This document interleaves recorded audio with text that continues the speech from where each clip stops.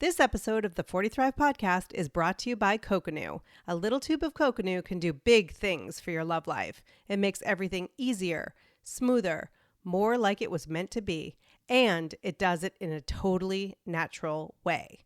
Save 10% on your order at coconut.com. Use promo code THRIVE.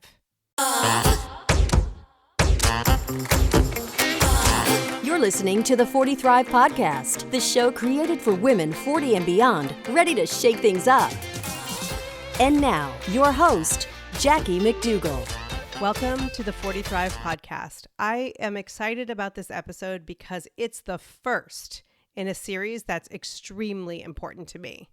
For the past few years, it's been my honor to help women all over the U.S. find their voice through the power of podcasting. I believe women over 40 are a powerful force whose voices are so needed, whether it's in our communities, our families, our politics, or as a way to create global change. To celebrate women who have found their voice, often after feeling silenced or stifled, I've created special themed episodes I'll unveil one at a time. Today's episode and guest is a great kickstart to the Find Your Voice theme. On today's show, I'm speaking with advocate, author, and my friend, Kim Goldman. It's been 25 years since Ron Goldman and Nicole Brown were murdered. Every year on June 12th, networks, 24-hour news channels, and social media outlets quote Kim Goldman in short sound bites meant to captivate listeners and viewers, not share the real story of life after the murders, or even begin to assist with healing or understanding why so many lives have been impacted due to the horrific acts of one person. This year is different. Kim, who some of you may also know as my co-host of a previous podcast I used to do, is taking her story into her own hands, launching a brand new podcast you definitely want to listen to. In Confronting OJ Simpson, Kim sits down with prosecutors, investigators, and witnesses who never got to speak, and jurors who voted not guilty. In this 10-part series, Kim takes you on a journey as she reclaims and reflects on the part of her life that was changed permanently. Kim is an advocate, a speaker, and a multiple New York Times best-selling author. But most of all, I am honored to call her my friend. Here's my conversation with Kim Goldman. Hi. Hi, Jackie. It's been a while. It has been a while. I'm super happy that we were finally able to get this on the calendar between our busy lives. So I started this new theme of some of my episodes, and it's all about women over 40 who have found their voice.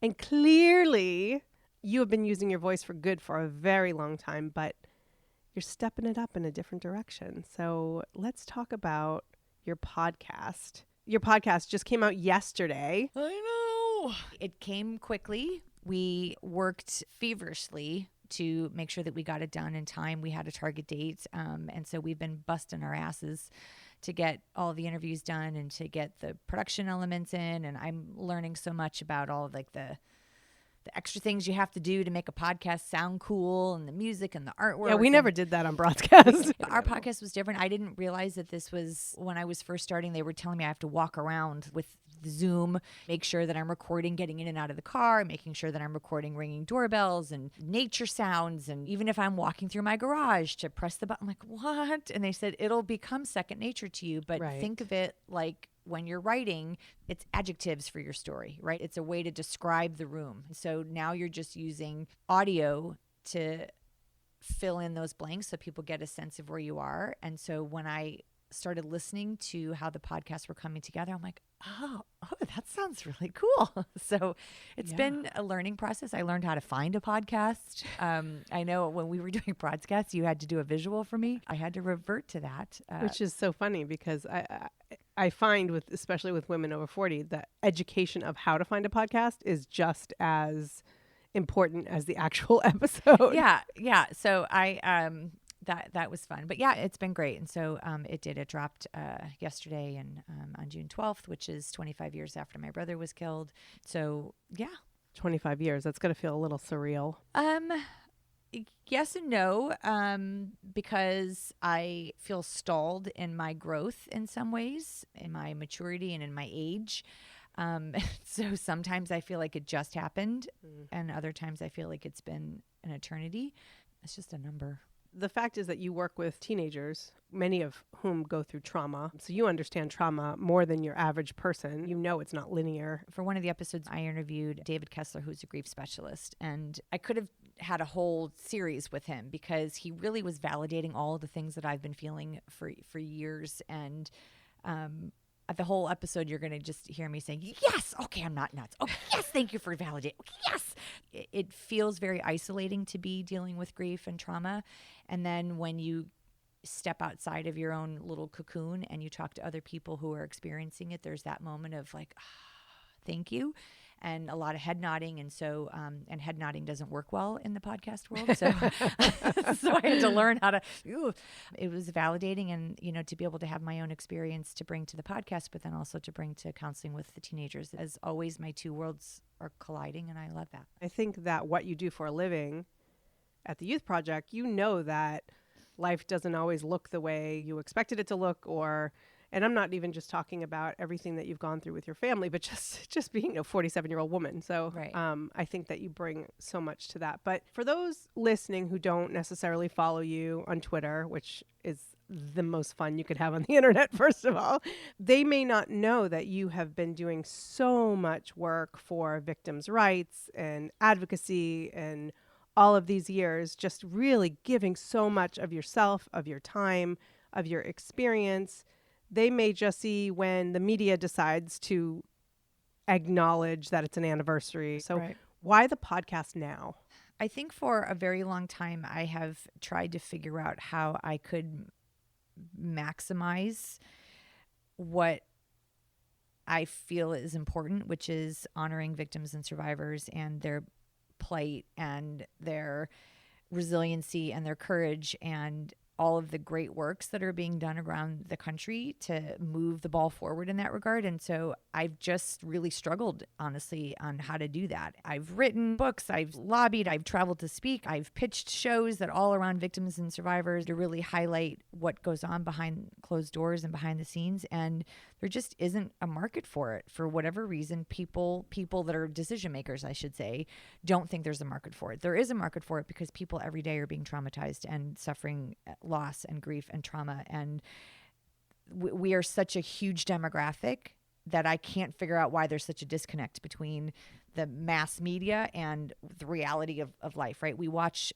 people every day being killed, right, with all of these, mass shootings and all of the stuff that we're watching on the news. If you're become sensitive to it, I want to be part of the process and I want to be part of telling stories. And so the podcast idea came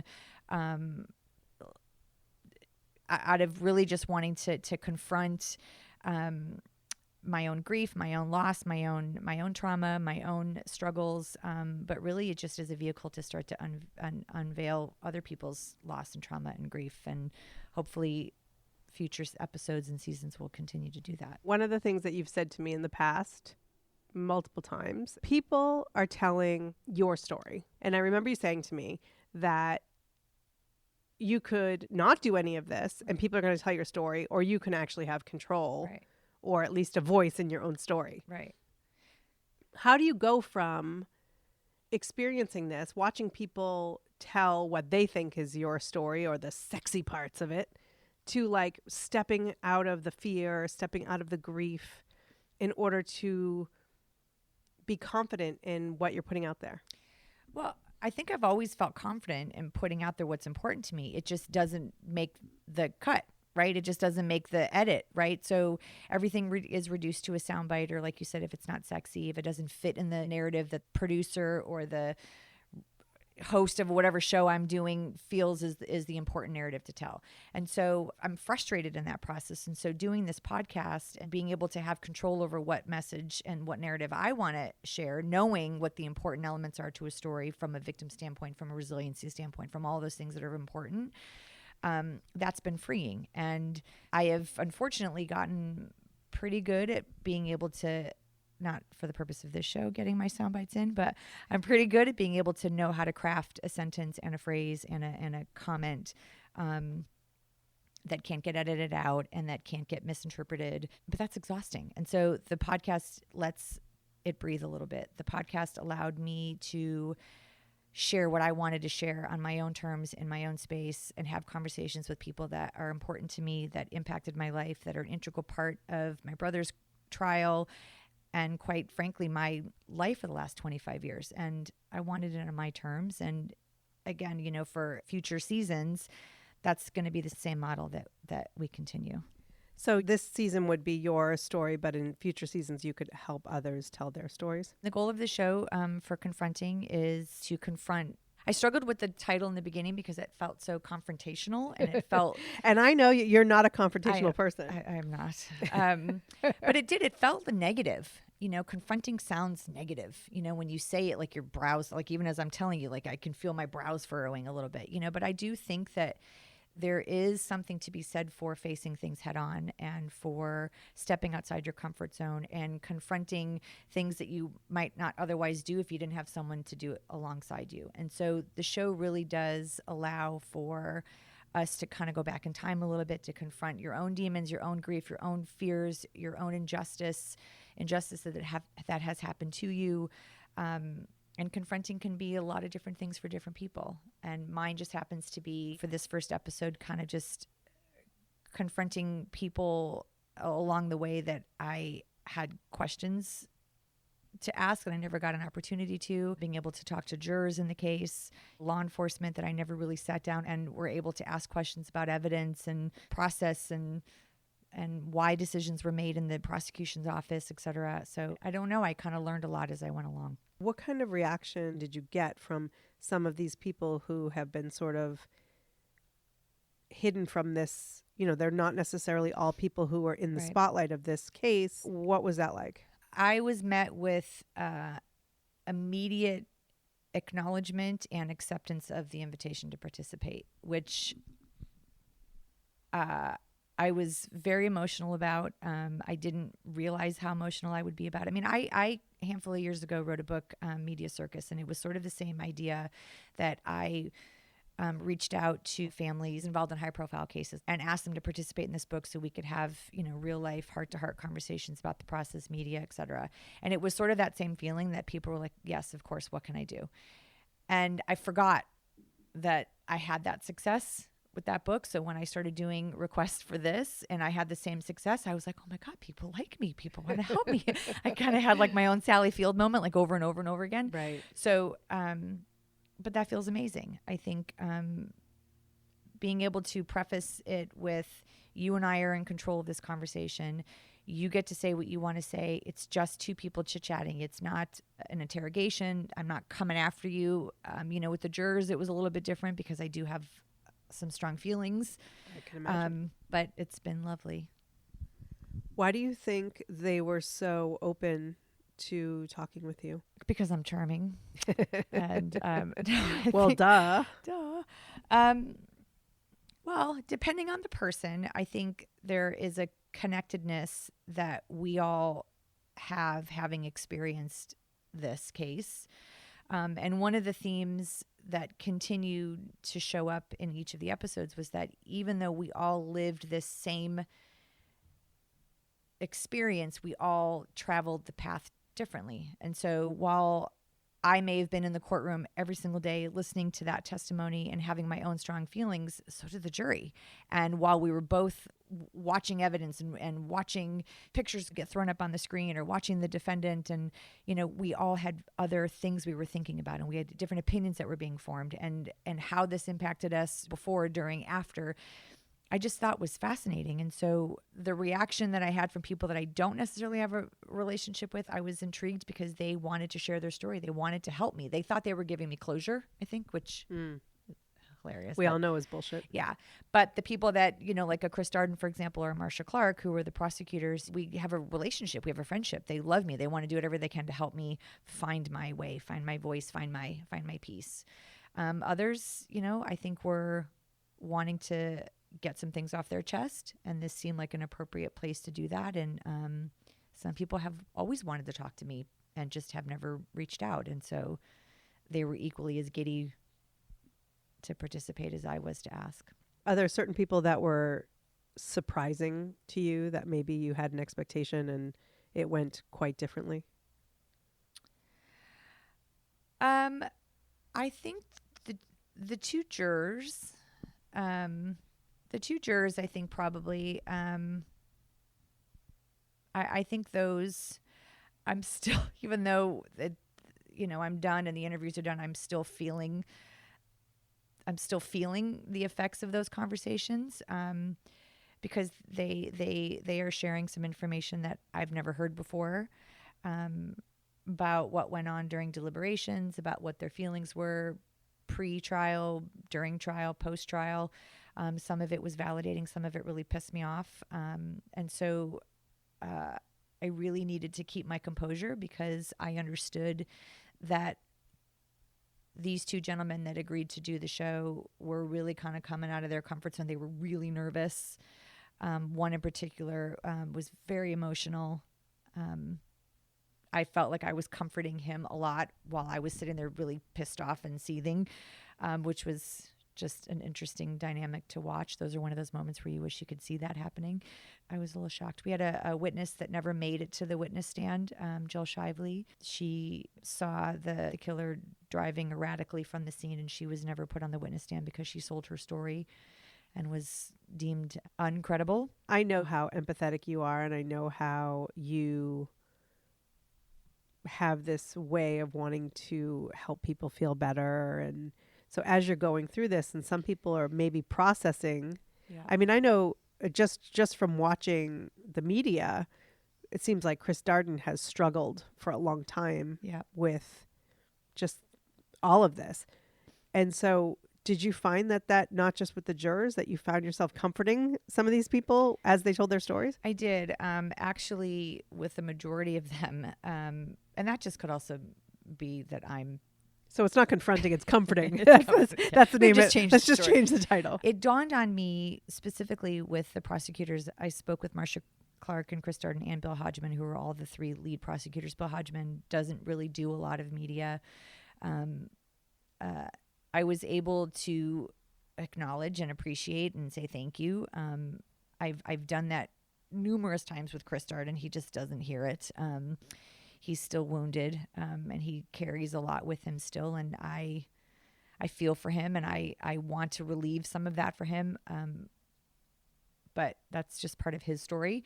But there are a lot of moments like that in the show where it's a thank you, it's an appreciation, and it's acknowledgement for what they experienced, just even with the jurors. I mean, I did not thank them at all for what they did, but I certainly acknowledged their sacrifice and what they experienced and what they endured afterwards. And I think that's part of it. I don't have to like what you've done, or I don't have to like what you say, but I can appreciate that you're feeling something too.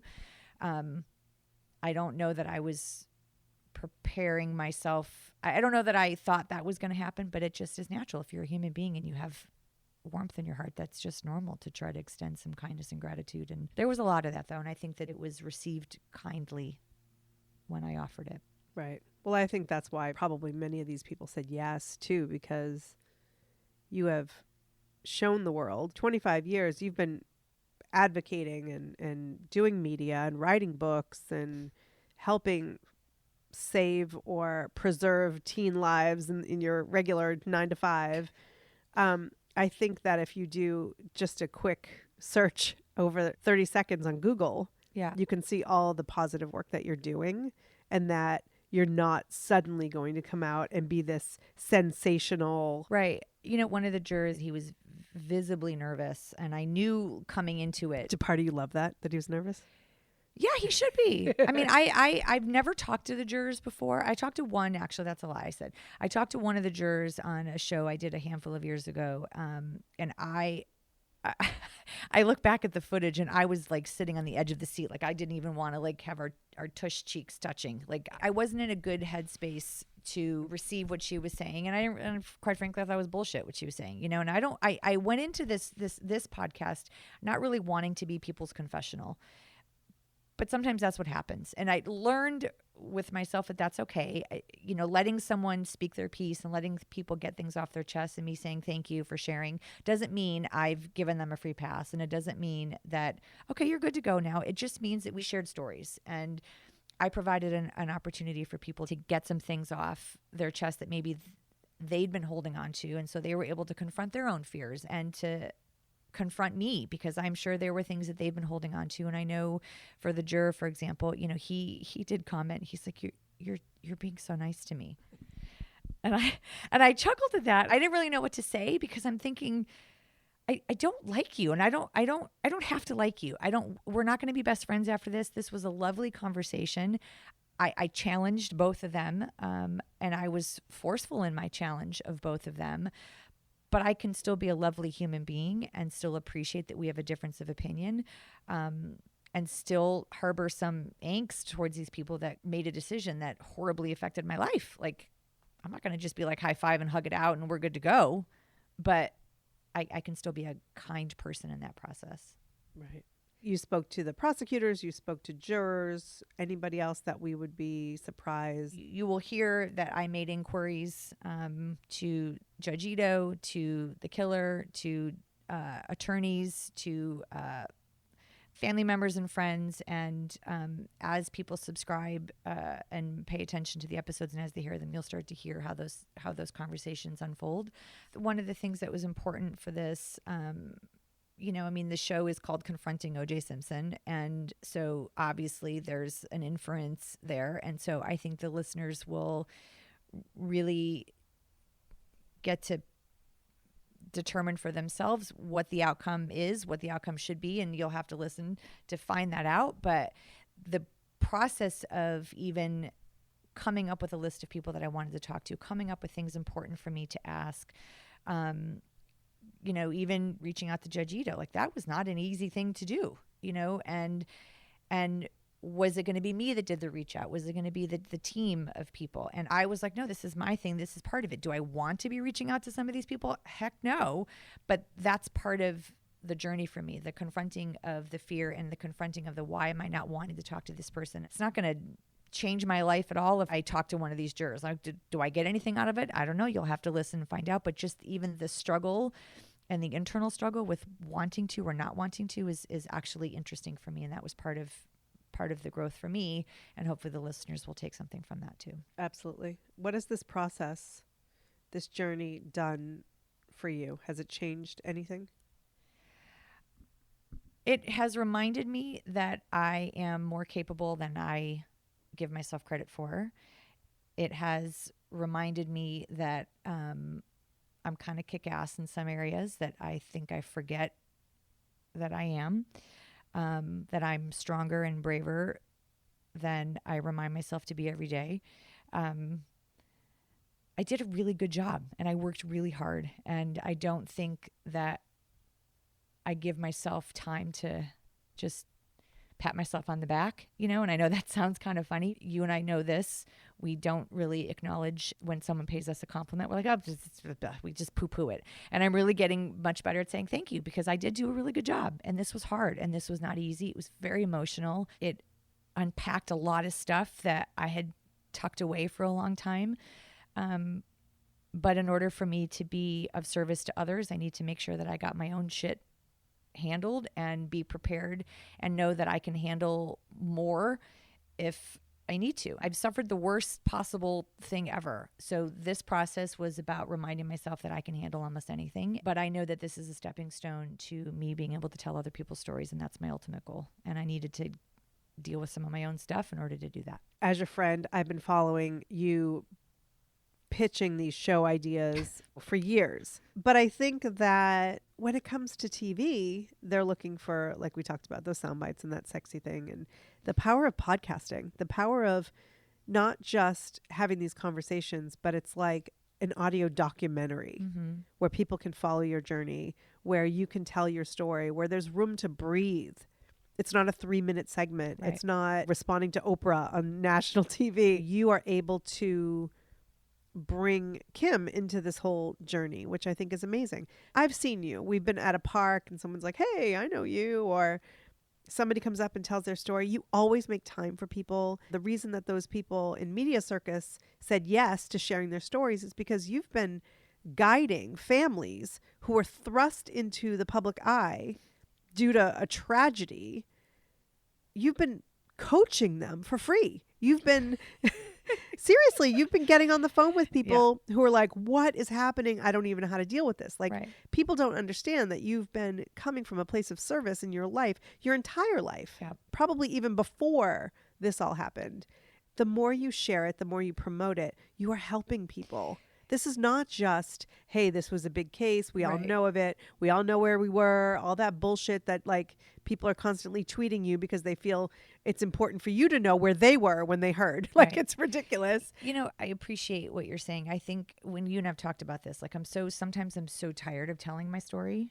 I'm just so sick of it being about me. But I understand that it's not the me part. It's the bigger picture. It's the victimization. It's the survivorship. It's the healing. It's the growth. It's the resiliency. It's all of those things. It's the fight. It's the giving yourself permission to not fight one day. Like it's all of that stuff because I do think that I'm pretty candid about a lot of those things. I just want to be able to talk more about that rather than the sensationalistic part of the trial. Yes. And so I think the series, it will get to that part. I mean, we walked into this knowing this is going to be our first season. So we're already talking about what we're doing because that was always the goal to get to the next one, to be able to impact somebody else's life. And I love that with the production team that they all know that this is just the foundation for the first one. And we got to get it out of the way kind of a thing. Right. And so, but it doesn't mean that I'm not going to bring my own story because that's what I think connects people. And because I have experienced so much, but I don't want it to always be about me because I want to be able to help and coach, like you said, and teach and to be able to share my experiences to help somebody else get to their better place. And I think I do that even with the youth project, my students, you know, we're always trying to get them to get to their better place. I just received an email again, you know, a couple days ago from a student. I forget what school she goes to. She's doing a paper on the trial and she wanted to ask me questions. I'm like, okay, it's 11:30 at night, but I want to be able to help. And it's a teenager and they're asked like, that must've been hard. And people email me constantly about where they can find services in their cities and where can they learn about victims' rights, you know, for their trial. And there's so much out there and I can't help them all, but I want to do my part. But the fact is that you reply to a lot of these people. I have seen emails come in where people have been so awful to you, so disgusting.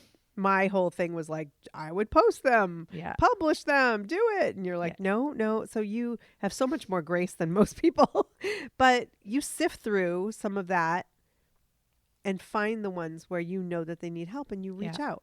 Because I know that feeling of loneliness. I know that feeling of feeling isolated and, you know, feeling like you have no one to hear you. And I didn't have the benefit of that 25 years ago because we didn't even really have cell phones back then and the internet wasn't what it was.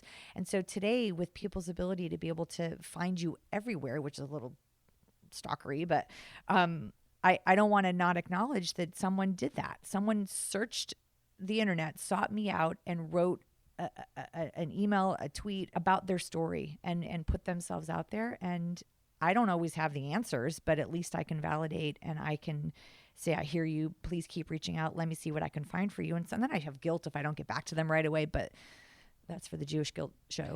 But I remember that feeling and I still have that. Sometimes I just feel lost. Like I don't, you know, I sit on the board for the National Center, Victims of Crime, and we're getting more in the weeds about the programs and the resources that we offer. And there's just so many people looking for help and looking for guidance and looking for comfort and connectedness that I want to be and do it all.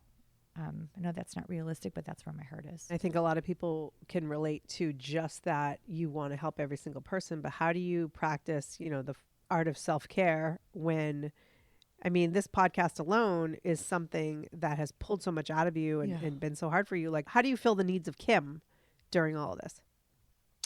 I honestly don't know that I do. And so I'm having to find moments of each day that I feel like I've satisfied something or done something positive. And I'm hoping that those are the parts that are working on the self-care part, because I'm not somebody that does well with idle time. I want to be able to just zone out but I don't. I don't. We've had conversations about you trying to meditate. It's the best thing ever.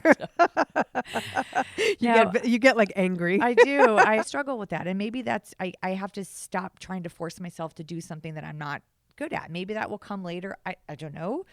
I think I do better when I'm busy. I struggle with sometimes being able to pay my bills and make sure that I have food in the house, and my cats are gnawing at my legs because I haven't bought cat food for them. Those kinds of things fall by the wayside, literally.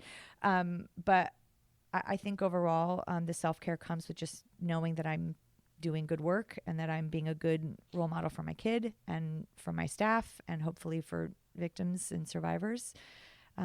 Self-care can come later. Can it though? So let me ask you this. As far as your life, your story, your journey, has any of how you perceive it or how you confront it changed since you kind of moved into your 40s? Yeah, I remember you gave me a great opportunity years ago to write for Huffington Post. You encouraged me or introduced me to someone to do that. And I remember one of my very first posts was when I turned 40.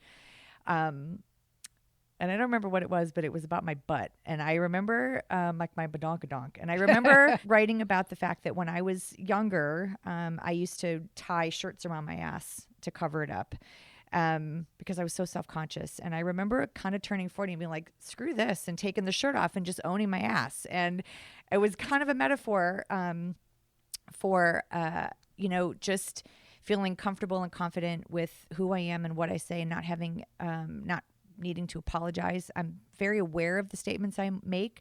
I don't usually ever have to take them back or say that's not what I meant to say, because I'm pretty thoughtful and I'm pretty clear-minded about what's important to me and the message I want to deliver.